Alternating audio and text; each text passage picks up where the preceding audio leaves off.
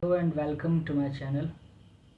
This series of videos I am going to talk about different poems written by the poets of English literature through different ages.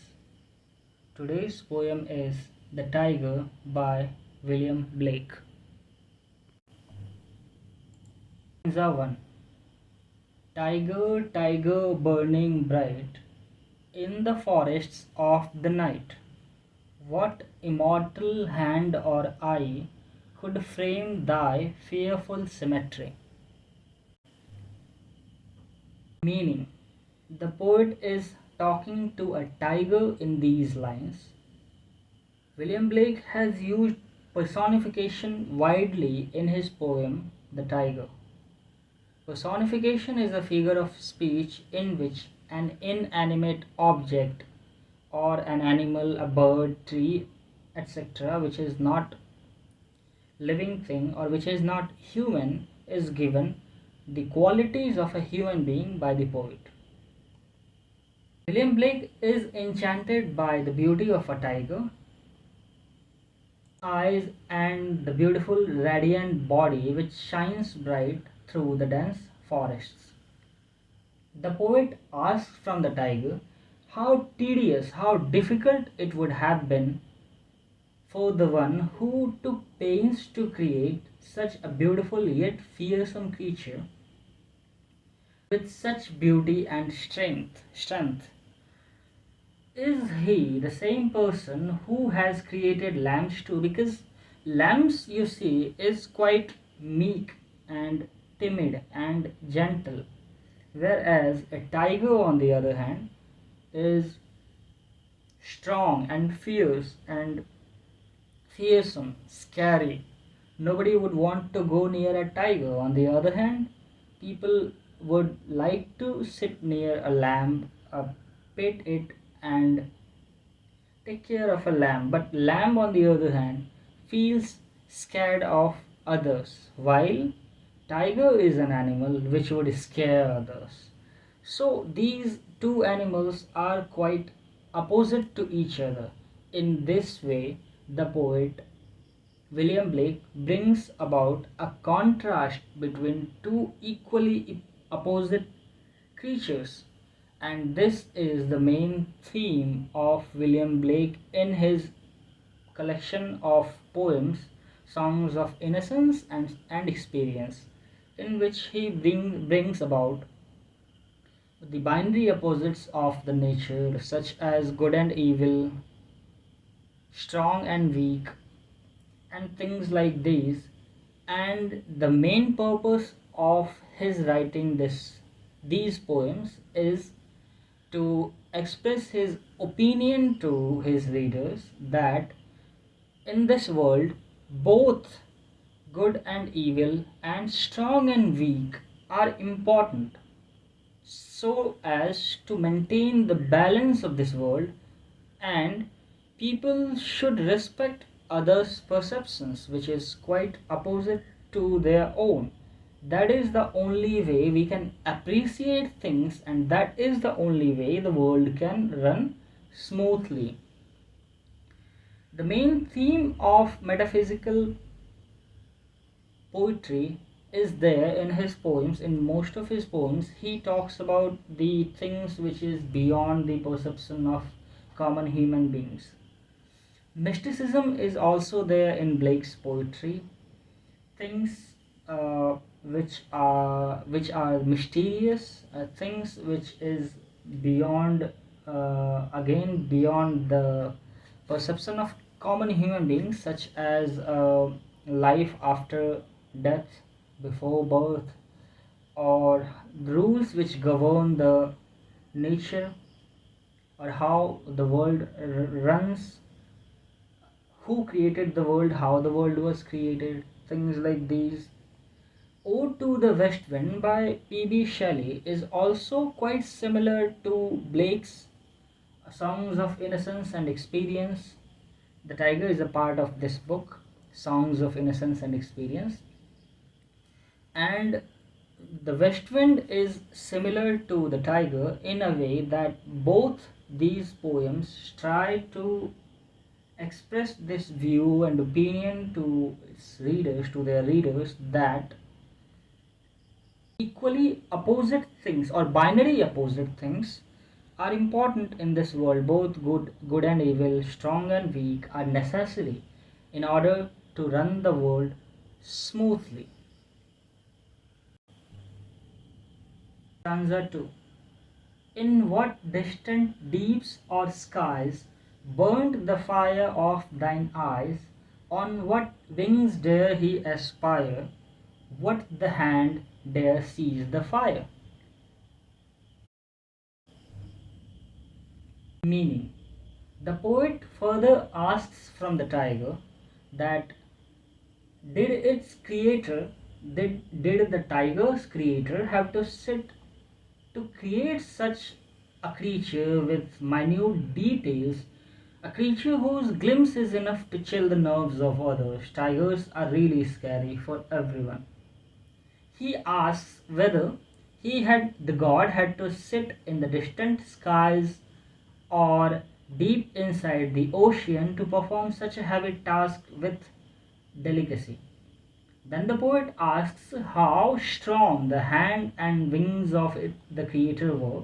How strong would be the wings and hands of the creator, or of the person, or of the being who has created such deadly, such scary, such strong yet beautiful creature as a tiger. And still still the god's hand, his hand, did not shake or tremble while making such a dreadful creature as a tiger, whose shining eyes, sharp teeth and claws and deafening roar make everyone shake and tremble with fear and run for his life or her life. The poet is enthralled to imagine that the creator would have to hold such a dreadful creature as a tiger in his hands while he was making it. Stanza 3. And what shoulder and what art could twist the sinews of thy heart? And when thy heart began to beat, what dread hand and what dread feet? Meaning, the poet further asks that how strong would be the hands and shoulders and arms and heart of the creator who had framed the heart of a tiger, because a tiger's heart would also be as scary, as heavy, as deadly as a tiger itself is. So it must have taken quite a courage for somebody to frame it and to hold it into his hands and arms and shoulders. He then asks, what kind of art is it to make a tiger? Because not everybody can do it, or nobody can do it unless that person or that being is God Himself. And then he goes on to ask that when the heart began to beat, when the god, the creator, had created the heart of a tiger, and when it had started beating, which means that the tiger came to this world with its full body form, in its full body form, how intimidating, how terrifying, how scary did its hands, feet, and entire body appear just when the god had completed the tiger in its full form. Stanza 4. What the hammer, what the chain, in what furnace was thy brain? What the anvil, what dread grasp, dare its deadly terrors clasp? Meaning, further asks what kind of hammer and chains were needed to frame such a robust, such a strong and fearsome and fierce body as that of a tiger. In what kind of furnace? In what kind of furnace? Furnace is an apparatus or something in which things are heated in order to mold or give it a shape as the blacksmith would burn the iron in a furnace and then beat it with a hammer to give it a shape. And the poet asked that in what kind of furnace was its brain, the brain of a tiger, was shaped by the god or by the creator himself. What kind of tools were needed to clasp or grasp the terror of a tiger during its creation? Stanza 6. Tiger, tiger burning bright in the forests of the night, what immortal hand or eye dare frame thy fearful symmetry? The sixth and the final stanza, the poet repeats the same question to the tiger, that what kind of person or what kind of being it would be to create such a dreadful and strong yet beautiful creature as you. The poet does it in order to bring emphasis on the question and to express that his quest to know or his attempt to know that what kind of person it would have been or what kind of being it would have been to make such dreadful animal is not complete, is not finished. His quest is remains incomplete, and he is still puzzled and still wondering that how strong and how courageous and how skillful would be the hands and heart and mind and body of the creator himself.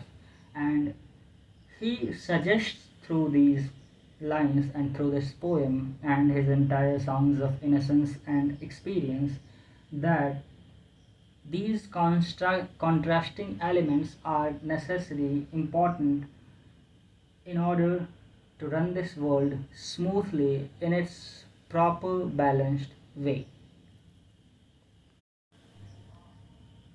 Form and Structure of the Tiger by William Blake. There are 6 stanzas in the poem consisting 4 lines each. Its rhyme scheme is AA, BB, and the syllables are in trochaic tetrameter.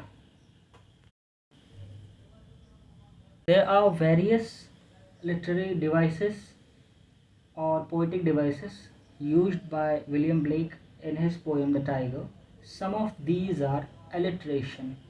Alliteration is a figure of speech in which the initial consonant sounds repeats in the consecutive words.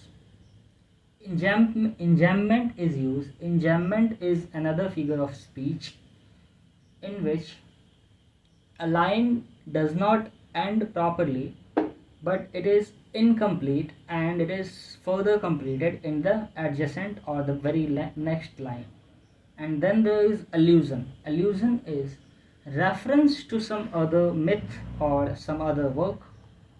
And then there is personification, which is giving the qualities of a human being to an inanimate object or birds or animals.